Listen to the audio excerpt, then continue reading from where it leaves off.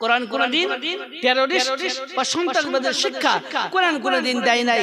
তাই তো America, London, Kuwait, কাতার থেকে শুরু করে নিয়ে ফ্রান্স থেকে শুরু করে নিয়ে বিভিন্ন জায়গায় বিভিন্ন দেশেতে কোরআনকে নিয়ে রিসার্চ চলছে। কোরআনকে নিয়ে রিসার্চ করেছিল কারা? Michael Faraday, Einstein, Mister Cook, mister Jaberi, রাজা রামমোহন রায়, ঈশ্বরচন্দ্র বিদ্যাসাগর, রবীন্দ্রনাথ ঠাকুর, আচার্য জগদীশ চন্দ্র বসু, ঈশ্বরচন্দ্র বিদ্যাসাগর, এনারা কোরআনকে নিয়ে গবেষণা করেছিল। শুধু তাই নয়, সর্বপ্রথম কোরআনের বাংলায় মানা করেছিল 1886 খ্রিস্টাব্দে বাংলাদেশের চট্টগ্রামে বাড়ি, ব্রাহ্মণগড়ের সন্তান, নাম তার হলো গিরিশচন্দ্র সেন। বুঝতে পারছেন? আর মুসলমানেরা কোরআন নিয়ে এরা পড়ার সময় থাকে না, রিসার্চ করা তো দূরের কথা।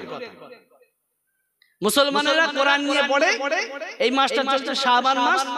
এই শাবান মাসে মুসলমান ঘরে কিছু কোরআনের আওয়াজ বার হয়। সারা বছর কোরআনের শুনলে দেখা সাক্ষাৎ নেই। কোরআন তুলে রেখেছে মাচার উপরে, শান্তির উপরে। এক বছর পরে যখন পারে, ওই কোরআন উপরে কয়েক কুইন্টাল ময়লা জমে যায়। ঠিক আছে? আর সরাই পায়খানা ফেরে, মাকড়সায় জাল বনে টিকটিকি গিয়ে পায়খানা ফেরে। এদের কপালে দুর্ভাগ্য আসবে না, কাদের কপালে আসবে? শুধু তাই নয়, যে কোরআনের প্রথম শব্দ হলো ইকরা, পড়ো পড়ো পড়ো। যে জাতির প্রথম শব্দ পড়ো, সেই জাতির এখন প্রথম শব্দ হলো গেলো গেলো গেলো। এদের পেট শান্তি তো দুনিয়া শান্তি। মনে রাখবে, এডুকেশন ইজ ব্যাকবোন। শিক্ষা হলো জাতির মেরুদণ্ড। শিক্ষা যদি আমার আমার মধ্যে যদি না থাকে, আমার আপনার কোনো মূল্য থাকে না, দাম থাকে না। যদি আমি শিক্ষিত না হই, সমাজের মধ্যে আমার আপনার এক পয়সা মূল্য নেই। সেই জন্য বলি, নিজে শিক্ষিত হন, আপনার পরিবারটাকে শিক্ষিত করে তুলুন, তাদেরকে শিক্ষা প্রদান করুন। আপনি শিখতে পারেননি, আপনার ছেলেটাকে শিক্ষিত করুন, আপনার মেয়েটাকে শিক্ষিত করুন। অনেকে বাড়িতে মেয়েদেরকে ভালো করে লেখাপড়া শেখায় না। মনে রাখবেন, one mother is equal to 100 teachers. একজন মা হলো 100 জন মানুষের শিক্ষক। একজন মা যদি পরিবারের মধ্যে শিক্ষিত হয়, তার গোটা পরিবারটা শিক্ষিত হয়। ঠিক না? একজন বাপ যদি শিক্ষিত হয়, সে সকালবেলা 7টার সময় ঘর থেকে বার হয়ে যায় কাজের উদ্দেশ্যে, ইনকাম করার জন্য, ফেরে রাত 10টার সময়, 8টার সময়। তার পরিবারের ছেলে মেয়েদের কখন পড়াবে? কিন্তু একজন মা যদি শিক্ষিত হয়, তার পরিবারটাকে সে শিক্ষিত করে তুলবে। সারাক্ষণ তার পরিবারের সঙ্গে দিন রাত 24 ঘন্টা সে লেগেই আছে। ঠিক না? আমার বাবাজিরা, ভাইরা, যে মাসটা চলছে, এই মাসটার নাম হলো পবিত্র শাবান মাস। একদিকে পবিত্র শাবান মাস আমাদের কাছে এসেছে, বড় সৌভাগ্যের মাস। যে মাসটা আমাদের জন্য রহমত বয়ে আনে, যে মাসের দোয়া রাসূল কারীম সাল্লাল্লাহু আলাইহি সাল্লাম করেছেন। তিনি যখন রজব মাসের চাঁদ দেখতেন, তখন একটা দোয়া পড়তেন, আল্লাহুম্মা বারিক লানা ফি রজব ওয়া শাবান ওয়া বাল্লিগনা রমাদান। রাসূল কারীম সাল্লাল্লাহু আলাইহি সাল্লাম এই দোয়া বেশি বেশি করে পাঠ করতেন। হে আল্লাহ, আপনি আমার জন্য রজব মাস এবং শাবান মাসকে বরকতময় করে দিবেন, এবং রমজান মাস পর্যন্ত আমার হায়াতটাকে, আমার জিন্দেগিটাকে বাড়িয়ে দেবেন। জোরে বলেন সুবহানাল্লাহ। এই দোয়া রাসূল কারীম সাল্লাল্লাহু আলাইহি সাল্লাম বেশি বেশি করে রজব মাসে এবং শাবান মাসে তিনি আদায় করতেন। তিনি তো নবী, তার জিন্দেগিতে তিনি 9 বছর রমজানুল মুবারক মাস পেয়েছিলেন। রোজা দ্বিতীয় হিজরিতে ফরজ হয়েছে। সেখান থেকে নিয়ে রাসূল কারীম সাল্লাল্লাহু আলাইহি সাল্লামের ইন্তেকালের আগ পর্যন্ত তিনি 9 বছর রোজা রাখার তৌফিক পেয়েছিলেন। আল্লাহ পাক তার নসিবে কবুল করেছিলেন। জোরে বলুন সুবহানাল্লাহ। একদিকে মাহে শাবান মাস, অপরদিকে এই মজলিসটা করছে আল্লাহুম্মা সাল্লি আলা وعلى آل سيدنا اللهم آمين. ربنا ظلمنا أنفسنا وإن لم تغفر لنا وترحمنا لنكونن من الخاسرين. রব্বুল আলামিন, আল্লাহ আমার সন্ধ্যা থেকে নিয়ে আল্লাহ এই পর্যন্ত বহু আলেম ওলামা হযরতগণ ওয়াজ নসিহত করেছে। আল্লাহ, আমি অদম গুনাহগার, আল্লাহ তেমন তো কোনো বলার ক্ষমতা নাই, ইলম নাই মাবুদ। সুবহানাকা মা ইলমা লানা ইল্লা মা আল্লামতানা ইন্নাকা আনতাল আলিমুল হাকীম। রব্বুল আলামিন যা কিছু পড়াবেন শোনাবেন বলাবেন আল্লাহ আমাদের সকলকে আমল করার তৌফিক দান করবেন। খাস করে মাবুদ আল্লাহ পবিত্র মাহফিল যারা শুনতে এসেছেন আসছেন এবং যারা আসবেন কিয়ামতের দিন মুসিবতের সময় এই মাহফিলকে সকলের জন্য নাজাতের ওসিলা বানিয়ে রব্বুল আলামিন আল্লাহ পাক এই মসজিদ আল্লাহ কবরবাসীদের রূহের মাগফিরাতের জন্য করা হয়েছে মাবুদ রব্বুল আলামিন আল্লাহ পাক পাশে কবরস্থান আল্লাহ যত মুর্দা মানুষ আল্লাহ দুনিয়া থেকে বিদায় নিয়ে এই কবরস্থানে কবরবাসী হয়ে শুয়ে আছেন মাবুদ আল্লাহ প্রত্যেক মুর্দাদের কবরে সব বরকতগুলো পৌঁছে দিন রব্বুল আলামিন আল্লাহ পাক প্রত্যেকের কবরগুলোকে নূরুল আলা নূর বানিয়ে দেবেন আল্লাহ আল্লাহ সেই সঙ্গে সঙ্গে আল্লাহ আমাদের মা বাপ দাদা দাদি নানা নানি আত্মীয় স্বজন আহলিয়া পরিবার পরিজন আল্লাহ ভাই বোন আত্মীয় স্বজন সন্তান সন্ততি আল্লাহ যারা দুনিয়া থেকে বিদায় নিয়ে নীরব নগরগহীন কবরে পাড়ি দিয়েছেন মাবুদ আল্লাহ প্রত্যেকের কবরগুলোকে আল্লাহ নূরুল আলা নূর বানিয়ে দেবেন رب اشرح لي صدري ويسر لي امري واحلل عقدة من لساني يفقهوا قولي اللهم إنا نسألك علما نافعا وعملا متقبلا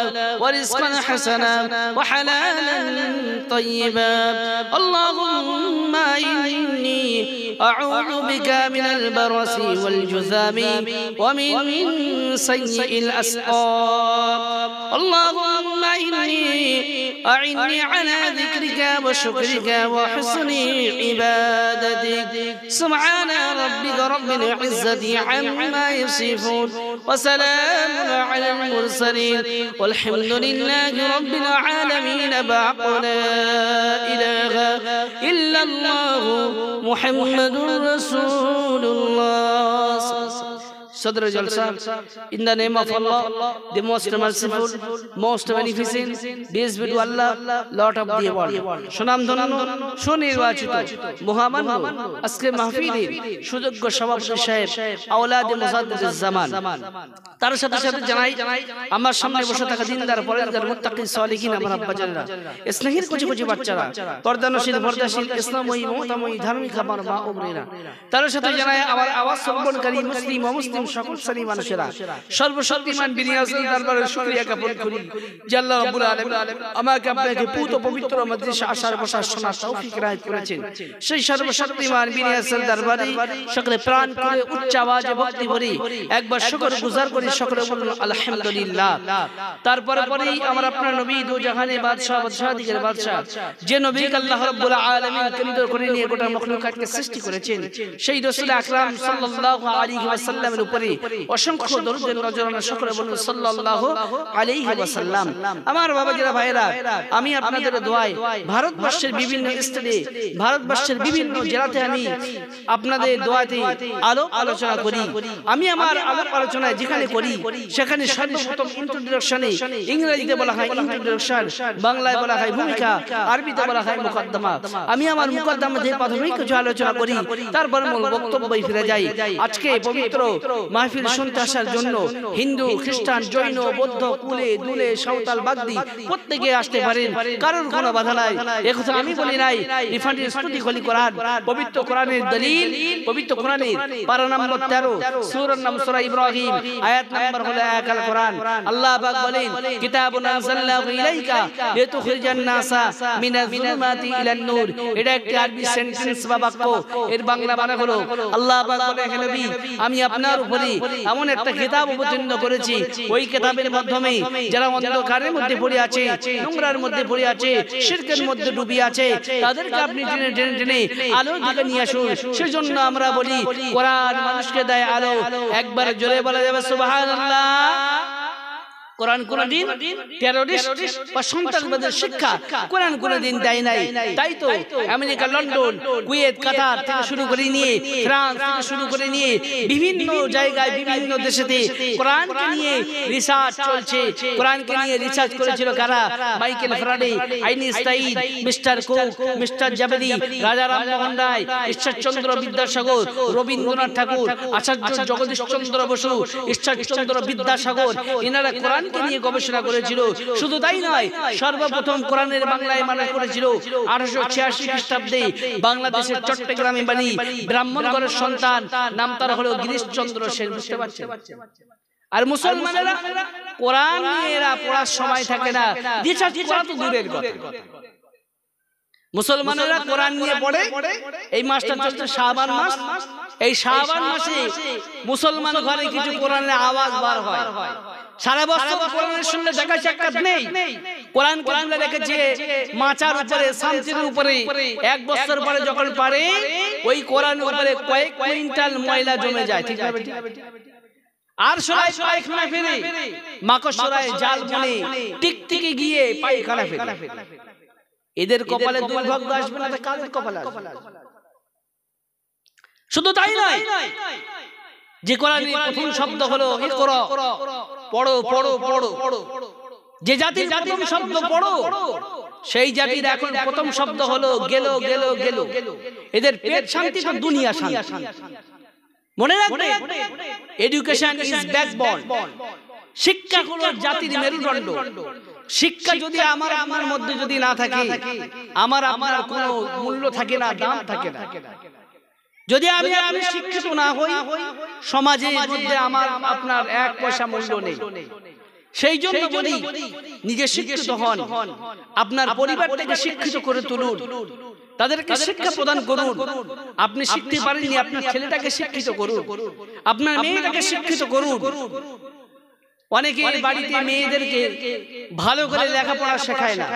মনে রাখবেন, one mother is equal to 100 teachers. একজন মা হলো 100 জন মানুষের শিক্ষক। একজন মা যদি পরিবারের মধ্যে শিক্ষিত হয়, তার গোটা পরিবারটা শিক্ষিত হয়। ঠিক না? একজন বাপ যদি শিক্ষিত হয়, সে সকালবেলা 7টার সময় ঘর থেকে বার হয়ে যায় কাজের উদ্দেশ্যে, ইনকাম করার জন্য, ফেরে রাত 10টার সময়, 8টার সময়।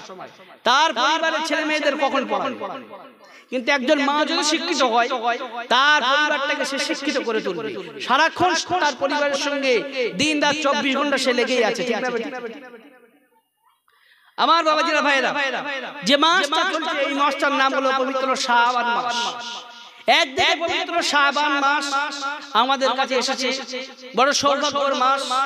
যে মাসটা আমাদের জন্য রহমত বয়ে আনে, যে মাসের দোয়া রাসূল কারীম সাল্লাল্লাহু আলাইহি সাল্লাম করেছেন।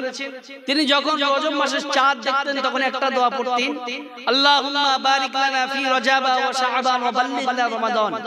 রাসূল কারীম সাল্লাল্লাহু আলাইহি সাল্লাম এই দোয়া বেশি বেশি করে পাঠ করতেন।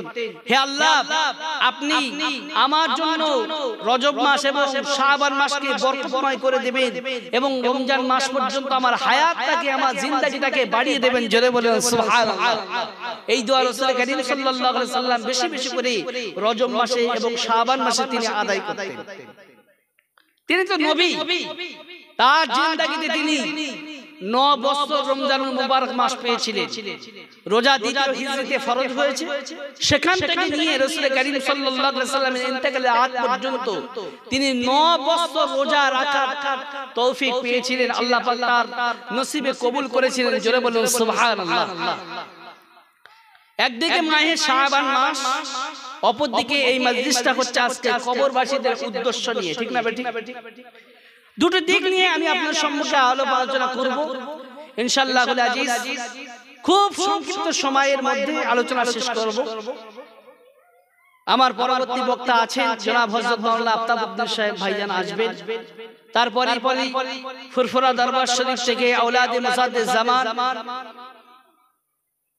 হযরত পীরজাদা লবিব আবাদ সিদ্দিকী সাহেব মাদ্দাজিল্লাহিল আলী আতাআল্লাহু উমরাহু ওয়া বারাকাল্লাহু ফি হায়াতি ওয়া উমরিহি। হুজুর কেবলা আসবেন আপনাদের সম্মুখে, তার জ্ঞান গর্ব দিয়ে আপনাদের সম্মুখে আলোচনা করবেন ইনশাআল্লাহ আজিজ। আমার বাবাজিরা ভাইরা, যে শাবান মাস আমাদের সম্মুখে চলছে, এই শাবান মাসের গুরুত্ব আল্লাহ পাকের কাছে অনেক বেশি। রাসূল কারীম সাল্লাল্লাহু আলাইহি ওয়াসাল্লাম হাদিস শরীফের মধ্যে বলেছেন, এই মাসটা হলো হাদা শাহরুত তাসবিহি ওয়া তিলাওয়াতিল কুরআন। রাসূল কারীম সাল্লাল্লাহু আলাইহি ওয়াসাল্লাম বললেন, এই মাসটা অধিক পরিমাণে তাসবিহ তেলাওয়াত করার মাস এবং কোরআন শরীফ তেলাওয়াত করার মাস। আমার বাবাজিরা ভাইরা, বিশ্ব নবী মুহাম্মদুর রাসূলুল্লাহ সাল্লাল্লাহু আলাইহি সাল্লাম পাক জবানের মধ্যে বললেন, ও আমার উম্মত উম্মতিরা, তোমরা শুনে রেখে দাও, আমি মুহাম্মদুর রাসূলুল্লাহ সাল্লাল্লাহু আলাইহি সাল্লাম তোমাদেরকে জানিয়ে দিয়ে দিলাম, আল্লাহ পাকের কাছে কয়েকটা তাসবিহ সবচেয়ে প্রিয় রয়েছে। এক নম্বর হলো সুবহানাল্লাহি ওয়াল হামদুলিল্লাহি আল্লাহু আকবার। এই তাসবিহ হলো আল্লাহ পাকের কাছে সবচেয়ে উত্তম তাসবিহ। বুখারী শরীফের হাদিস শুরু হয়েছে বাপ, ইন্নামাল আমালু বিন্নিয়াত, ইন্নামাল আমালু বিন্নিয়াত। হাদিসটার বর্ণনাকারী হলেন ইসলামী জাহানের দ্বিতীয় খলিফা হযরত ওমর ফারুক রাদিয়াল্লাহু তাআলা আনহু। হযরত ওমর ফারুক রাদিয়াল্লাহু তাআলা আনহু এই হাদিসটা বর্ণনা করেছেন। বুখারী শরীফের একদম প্রথম হাদিস। হযরত ওমর রাদিয়াল্লাহু তাআলা হাদিসটা বর্ণনা করলেন, ইন্নামাল আমালু বিন্নিয়াত। মানুষের নিয়ত সম্পর্কে প্রথম হাদিসটা রেখেছেন বাপ ইমাম বুখারী রাহমাতুল্লাহ আলাইহি। মুহাম্মদ বিন ইসমাইল বুখারী উজবেকিস্তানে যার জন্ম, উজবেকিস্তানে যার জন্ম 194 হিজরিতে যিনি জন্মগ্রহণ করেছিলেন, 256 হিজরিতে যিনি ইন্তেকাল করেছিলেন, ইমাম বুখারী রাহমাতুল্লাহ আলাইহি তার কিতাবের প্রথম হাদিস এনেছেন বাবা, নিয়তের হাদিস এনেছেন। তিনি ইচ্ছা করলে বাপ তার কিতাবের প্রথম হাদিস তিনি নামাজের হাদিস আনতে পারতেন, রোজার হাদিস আনতে পারতেন, যাকাতের হাদিস আনতে পারতেন, কলেমার হাদিস আনতে পারতেন, এমনি করে শরীয়তের অন্যান্য বিষয়ের হাদিসগুলো আনতে পারতেন। কিন্তু তিনি সর্বপ্রথম যে হাদিসটা এনেছেন, ইন্নামাল আমালু বিন্নিয়াত, প্রত্যেকটা জিনিস করার পূর্বে তার নিয়তটা ঠিক করতে হবে। এই হাদিসটা তিনি এনেছেন, ঠিক না ঠিক? নিয়তটাকে ঠিক করতে হবে আমার। যদি আমি আপনি বাপ নিয়ত যদি গন্ডগোল করি বাপ, ওই ইবাদত কিন্তু আল্লাহর দরবারে কবুল হবে না। সেই জন্য ইমাম বুখারী রাহমাতুল্লাহ আলাইহি বাপ তার কিতাবের প্রথম নম্বর হাদিস ইন্নামাল আমালু বিন্নিয়াত, নিয়তের হাদিস এনেছেন। এই বুখারী শরীফের শেষ হাদিস রাসূল কারীম সাল্লাল্লাহু আলাইহি ওয়াসাল্লামের জবান মুবারক থেকে বর্ণিত কি হাদিস? আল্লাহ পাকের কাছে সবচেয়ে উত্তম তাসবিহ হলো সুবহানাল্লাহি ওয়াল হামদুলিল্লাহ। সুবহানাল্লাহ ওয়াল হামদুলিল্লাহ যদি কোন বান্দা একবার যদি এই তাসবিহ পাঠ করে, আসমান আর জমিনের যে শূন্য জায়গা রয়েছে, এই শূন্য জায়গা অর্ধেক পরিমাণ আল্লাহ রাব্বুল আলামিন পূর্ণ করে দেয়। আসমান আর জমিনের মাঝখানে যে ফাঁকা